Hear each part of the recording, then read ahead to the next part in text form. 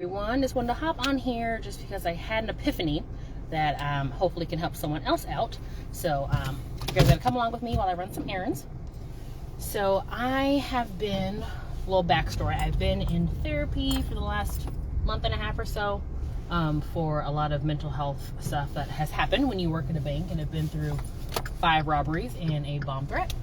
And today one of my group members basically asked, after I shared something I'm going through, she goes, "Why are you looking for people's approval?" And it hit. So when you are trying to do something to better your life, whether that's getting healthier or making changes for your family, trying to get your money right, things are going to come up. And for me, it was wanting to, again, I felt I had to prove myself as a wife, as a mom, as a sibling, as a kid. And when she brought that up, it was like, yeah, why am I trying to prove myself? And I know one thing I struggled with when I first started getting my money right was I had people coming in kind of asking questions like, well, why are you doing that? Or why is that important? Questioning like, well, why aren't you hanging out with us anymore? Why aren't you going out, eating at restaurants with us anymore? Why are you so focused on this or that? And some people don't really understand it just because they are happy where they are in life, or the truth is they're unhappy, and when they see someone doing better than them, it makes them uncomfortable. It makes them have to stop and look at what's going on in their life that they don't want to face. And so as you start this journey of improving your finances, or even just doing things that are better for you and your family, people are going to come up and ask questions like, wait, why are you changing? Basically is what they're asking. They may not say it like that, but they're wondering, wait, why are you changing? I'm comfortable with the way you are because it makes me feel comfortable with who I am. Comment me if that resonates, or if you've had people asking those questions and it's kind of like it makes sense. If there's a light bulb going on, comment me. And it's hard when it's relationships you've had for years, or it's family members, whatever it may be. It's going to be hard, and it's going to make you question, okay, should I really be trying to improve myself? Should I really be trying to get better with money, or to change the way I'm spending? I do want to spend time with my friends and family, but I really don't need to be eating out every week or whatever. So it comes down to who you are and who you want to be. You don't have to prove yourself. You don't have to stay complacent to make others comfortable. And that's a lesson that I am still working on. Creating those boundaries, because what I'm doing is what's best for me and my family. And something else big that we're doing, financially, we are moving to the Midwest. Biggest part is cheaper cost of living. Also, our rent's going up $150 a month. And honestly, they haven't done much to improve the apartment. So we have a 1-bedroom apartment, no washer and dryer in the unit, and they're raising it to $1,150 a month, which I'm like, that's just ridiculous. So we live in Washington, side note, in Washington State, which has just, inflation, everything has just gone crazy high. And I was met with some questions. We're like, well, why are you moving over there? Why don't we just do this? And what if you did that instead? And it's like, and I question, like, is this really a good idea? And I struggled because a part of it is pride. Just being honest.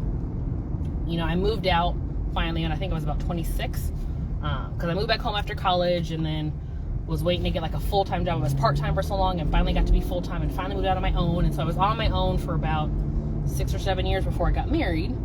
So it's that independence piece I wasn't ready to give up. Also, it felt like I was a failure for having to move in with family. Comment me if you ever felt like because you had to make a pivot that you're failing. Let me tell you, you're not. And thankfully I have people in my life who have reminded me that this is a smart move for us, because yes, financially it's good to help us save the money, but 2, we have family that can help. I am blessed that my in-laws are both retired, and so they can help us with our daughter, because last I heard, daycare up here in Washington is like $3,000 a month. So yeah, it's kind of crazy up here in the PNW. Anyone, if you're in Washington or the PNW, just say me or something. Just if you understand how crazy it is up here, just let me know. But yeah, it's hard because I've been here most of my life. And of course, change is scary. And, moving in with people who, have different routines, or, they have their own, of course, lifestyle they live. And we got to stay with them for a week and kind of got to experience kind of how things flow. But again, it's only a week. But, you're definitely changing up things, changing how you act, how you, basically kind of live around the house, certain things you can't do when your father-in-law's walking around. So, but still, it's a blessing. And it's a big change that we both decided was the best for us. Financially, just mentally, just knowing that we have someone who can help take care of our daughter. And when you make those big decisions and you choose to make changes that other people don't understand, that's on them. What you do with your life, really none of their business. I mean, of course, if you want to tell friends and family, that's fine. But the people who make the comments and try and keep you stuck are really stuck themselves. They are so, sadly, they're lost. They have no idea how to change, and they see you changing, you doing better, and it puts a light on what they're struggling with. And so if that's you, if you're kind of feeling that like tug and kind of the guilt, I'm here to tell you, you're not alone. It's a common thing, especially for those of us who really care about not necessarily people pleasing, but really just, love our family, love our friends. We want everyone to, quote unquote, be happy and to be good, but it's not our job to make other people feel happy all the time. And we should not live our lives to make other people happy and comfortable with theirs. That's not our job. And again, it's a lesson I'm still learning and still working on, but I just felt like I wanted to share that because it's like, I know I'm not the only one. And I've had people who've helped me see it, and so I want to help you see it. And we're making some big changes, big sacrifices. Again, moving in with our in-laws, and that money that we would be paying towards rent will be going towards our debt. Which, again, that's a huge blessing to be able to, one, save on rent, two, save on childcare. My husband pointed out it's going to be a lot more because groceries, my in-laws shop at Costco because they have a big family too. And so we don't have to spend as much as groceries because it's going to be a family thing. We're all kind of pitching in. So the amount of money that we're going to be saving with this move, I don't want to say life-changing to be dramatic, but that's huge. That is a huge blessing. And I had to, again, set my pride aside, remind myself it's not, I didn't do anything wrong where we're in this spot where we have to move in. It's just life happens. And when there are people who are willing to help you, that love you, take them up on that offer. And just be thankful for it. And just do what you can to make your life better. And I know being in debt is hard and scary. And I just remember early on when I was like, there is no way I can get out of this. But then I remembered who my God is and what he can do. And I want to remind you that as well. God is bigger than any issue or problem that you can come up against. And more importantly, he loves you. He sent his son to die for you. That's real love right there. And his love isn't conditional.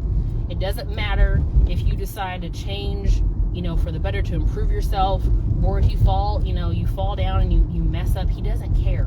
He loves you no matter what. And that is such a blessing to know that there's always someone there who's looking out for you and wants the best for you. And so you deciding to, okay, you know what? I'm sick of being in debt. I'm sick of struggling paycheck to paycheck. I'm sick of the same cycle that grandmama went through and mama went through and auntie went through and uncle went through. I'm breaking the cycle. I'm done. And that's what this community is for. The Faith and Finance community is to help people break that cycle. And yeah, I'm still in it. I still have student loans I'm paying on, a couple credit cards. But again, I've been blessed to have paid up over $40,000 of personal debt. That's huge. And that's all from God. That's not me going out, getting, a better job or whatever. That's all blessing from God that I was able to get better paying jobs and get promotions and get bonuses. That wasn't me. That was all God. And when you put your finances in God's hands, just watch what he does. Just trust me. You start praying over your finances and being diligent and working a plan. God's going to bless you. And you're like, Brianna, I have no idea where to start.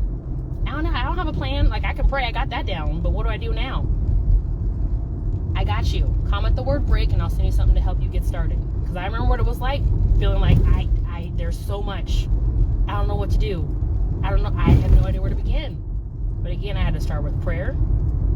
I sought wise counsel, people who'd done it before, people who had paid off debt, people who were not living paycheck to paycheck, who were willing to teach me how to get out of the hole and to get better with my money. And that's what I'm here to do. So comment the word break if you need that help. And join this community. This community is for people who know that God's got them, but they just need a little help, because money is not taught really in schools. A lot of families didn't learn it, so they didn't teach their kids. You know, and again, sad thing, in the churches, it's not also taught. I grew up in the church. Don't think I ever had a lesson on budgeting, paying off debt, being smart with money. Nothing. So I created one. So if you need that help, comment break. I got you. All right, guys. Be safe. And as always, blessings.